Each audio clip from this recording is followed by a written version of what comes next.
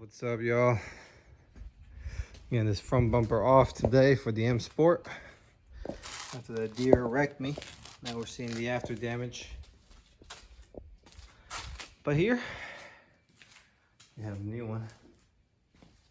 Hopefully the same grill, but obviously a better bumper, newer bumper. I got a lip for it, so y'all stay tuned to see the transformation. All right, here we have a face of a F30. What y'all think, man? Running like that. Here's the whole bumper. Look how terrible this stuff was. I mean, that deer literally broke the whole entire housing. I mean, look at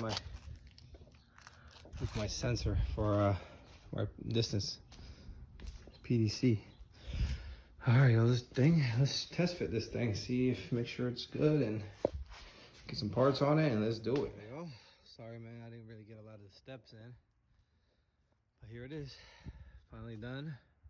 A couple things to remember: the brackets from the sides here, you know, the ones that screw onto these two screws from the old bumper to the new ones, will not fit. The fog lights are kind of the same shape, so you can kind of make them work. I would say it's pretty elaborate compared to most of the conversions I've done before. I was going from like an E90 07, 08 to an LCI. That was fairly easy. This was actually pretty challenging. That's why I didn't record much, because it took me most of the day. But it is possible, and you really don't need many parts. So what do y'all think? The grills work.